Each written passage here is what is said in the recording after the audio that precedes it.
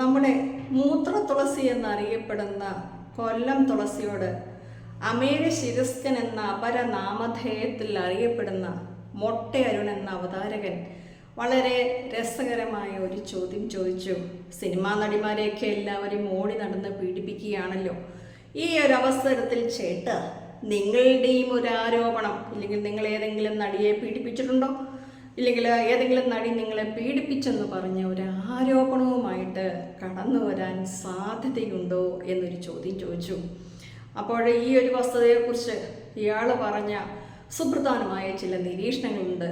ഒന്ന് പുള്ളി പറയുന്നത്, ആണുങ്ങൾ പെണ്ണുങ്ങളുടെ കിടപ്പറയിൽ തട്ടുന്നതിന് ഒരു കുഴപ്പമില്ല. കാരണം ആണുങ്ങൾക്ക് പെണ്ണുങ്ങളുടെ കിടപ്പറയിലല്ലാതെ വേറെ ആരുടെ കിടപ്പറയിൽ തട്ടും? പട്ടിയുടെ പൂച്ചയുടെ തട്ടാൻ പറ്റൂ? ഇല്ല, സ്വാഭാവികം. പുള്ളി ചോദിച്ചു വളരെ ശരിയാണ്. ആണുങ്ങൾക്ക് പെണ്ണുങ്ങളുടെ കിടപ്പറയിൽ മാത്രമേ തട്ടാൻ പറ്റുള്ളൂ. അങ്ങനെയാണെങ്കിൽ തുളസിച്ചേട്ടൻ്റെ വീട്ടിലുള്ള പെണ്ണുങ്ങളുടെ കിടപ്പറയിൽ ഏതെങ്കിലും ആണുങ്ങൾ വന്ന് തട്ടിയാൽ പുള്ളിക്ക് അതിലൊരു വിഷമം ഉണ്ടാകാനും സാധ്യതയില്ല. കാരണം ആണുങ്ങളാണല്ലോ വന്ന് തട്ടുന്ന. ആണുങ്ങൾ പെണ്ണുങ്ങളുടെ കിടപ്പറയിലല്ലാണ്ട് എവിടെ പോകും? രണ്ടാമത്തെ ഇങ്ങനെ പറയുന്ന ഒരു കാര്യം, എൻ്റെ നൂല് പൊങ്ങത്തില്ല. അതായത് ഇയാളെ കിടന്ന സിനിമയിൽ എവിടെയോ അഭിനയിക്കുന്ന സാഹചര്യത്തിൽ ഇയാളുടെ റൂമിൻ്റെ വാതിൽക്കൽ വന്ന് പെണ്ണുങ്ങൾ തട്ടിയിട്ടുണ്ട്. സുന്ദരികളായ ചെറുപ്പക്കാരായ നടികളാണ്. പക്ഷെ ഞാൻ അവരെ പീഡിപ്പിച്ചിട്ടില്ല, വിവരം പറയത്തില്ല. പക്ഷെ എൻ്റെ സാധനം പൊങ്ങത്തില്ല. ഇനി അവളമാരാരെങ്കിലും എടുത്തു വെച്ചു എന്നും പറഞ്ഞ് ഒരു ആരോപണം ഉന്നയിച്ചുകൊണ്ട് വരുമോ എന്ന് എനിക്കറിയത്തില്ല. ഞാനിതെല്ലാം തെളിയിക്കാൻ സന്നദ്ധനാണ്. കാരണം മൂത്രം കുടിച്ച് ബോധം പോയി ലെവലേശം ഉളുപ്പില്ലാതെ ഇത്രയും ആളുകൾ കേൾക്കുന്ന ഒരു ഇൻ്റർവ്യൂ ആണ് എന്നുള്ളൊരു ബോധം ലെവലേശമില്ലാണ്ട് ചേട്ടൻ പറയുന്നത്. രണ്ടെണ്ണം ഇനി വീശിയിട്ട് വന്നിട്ടാണോ, രാവിലെ കുടിച്ച മൂത്രത്തിൻ്റെ ഹാങ് ഓവറാണോ ഇങ്ങനെയൊക്കെ പറയിക്കുന്നതെന്ന് ചോദിച്ചാൽ അത് നമ്മൾ കാണുന്നവർ ചിന്തിച്ചോണം. ഇനി അടുത്തായിട്ട് പുള്ളി പറയുന്ന ഒരു ആരോപണം എന്ന് പറയുന്നത്, ഇയാൾ വില്ലൻ വേഷങ്ങളിലൊക്കെ അഭിനയിച്ചതുകൊണ്ടാണ് പെണ്ണുങ്ങൾ താല്പര്യം തോന്നാത്ത. ഇല്ലെങ്കിൽ മോഹൻലാലിൻ്റെയൊക്കെ പറഞ്ഞിട്ട് പെണ്ണുങ്ങളങ്ങ് ഓടി നടന്ന് എല്ലാം കൊടുക്കാൻ ക്യൂ ആയിട്ട് നിൽക്കുക.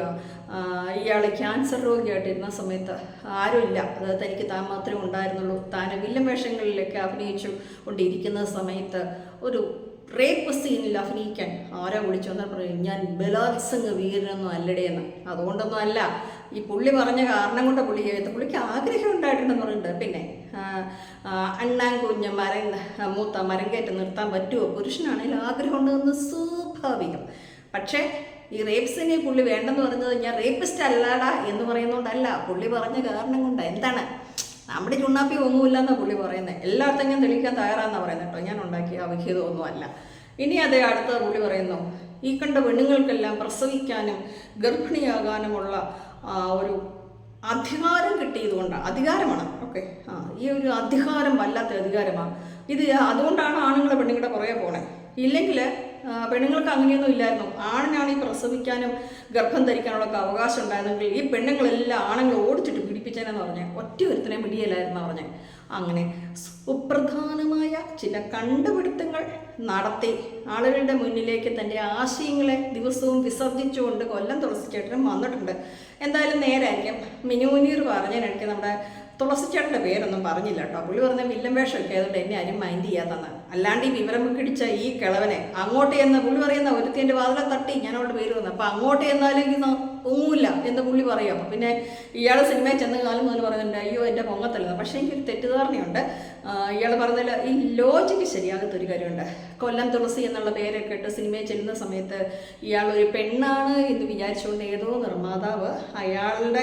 നിർമ്മാതാവിൻ്റെ ഓപ്പോസിറ്റ് റൂമിൽ ഇയാളെ താമസിപ്പിച്ചു എന്നും രാത്രി സമയമായപ്പോൾ നിർമ്മാതാവ് ഇയാളുടെ അടുത്ത് ചെന്നെന്നും എന്തൊക്കെയോ കൈക്രിയകൾ കാണിച്ച് ഇയാളുടെ കൂടെ കയറി കിടന്നെന്നും ഒരു സ്റ്റേജ് എത്തിക്കഴിഞ്ഞപ്പോഴാണ് ഇയാൾ പുരുഷനാണെന്ന് മനസ്സിലാക്കി ഏറ്റുകൂടെ പറ്റിയെന്ന് പറഞ്ഞ് അയാൾ ഇറങ്ങി ഓടിയെന്ന് പറഞ്ഞത്. അപ്പം ഇതും നിങ്ങൾ മനസ്സിലാക്കണം, പൊങ്ങുമോ ഇല്ലയോ എന്നുള്ള ചോദ്യത്തിലേക്ക് മനസ്സിലാകാത്ത എന്തോ ഒരു പ്രശ്നമുണ്ട്. ഇല്ലെങ്കിൽ പാവം.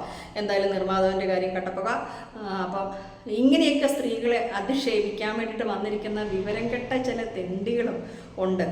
അപ്പോൾ നമ്മൾ മനസ്സിലാക്കണം, ഒരു ഗൗരവതരമായ വിഷയത്തെക്കുറിച്ച് സംസാരിക്കാൻ ഈ ബോധവും ഇല്ലാത്ത നിലവാരവും ഇല്ലാത്ത ഇങ്ങനത്തെ പിന്തിരിപ്പന്നെ ആശയങ്ങൾ വെച്ചുകൊണ്ട് സ്ത്രീ വിരുദ്ധതയുടെ മൂർത്തിമത് ഭാവം, ഇതൊക്കെ ശരിക്കും സ്ത്രീകളെ കളിയാക്കിയാണ്.